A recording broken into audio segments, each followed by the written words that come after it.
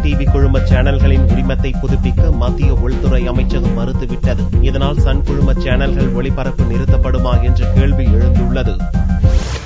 தமிழ், தெலுங்கு, மலையாளம், கன்னட மொழிகளில் 33 சேனல்களை Sun TV network நிறுவனம் ஒளிபரப்பி வருகிறது. இந்த சேனல்களுக்கான ஒளிபரப்பு உரிமத்தை புதுப்பிப்பதற்காக மத்திய தகவல் ஒலிபரப்பு அமைச்சகத்திடம் சன் டிவி நிறுவனம் விண்ணப்பித்திருந்தது. ஒரு சேனலுக்கு பாதுகாப்பு தொடர்பான ஒப்புதலை மத்திய உள்துறை அமைச்சகம் அளித்தால்தான் லைசன்ஸை புதுப்பிப்பதற்கான நடைமுறைகளை தகவல் ஒலிபரப்பு அமைச்சகம் மேற்கொள்ளும். ஆனால் சன் டிவி நெட்வொர்க்கின் 33 சேனல்களுக்கு பாதுகாப்பு ஒப்புதல் அளிக்க மத்திய உள்துறை அமைச்சகம் மறுத்துவிட்டது.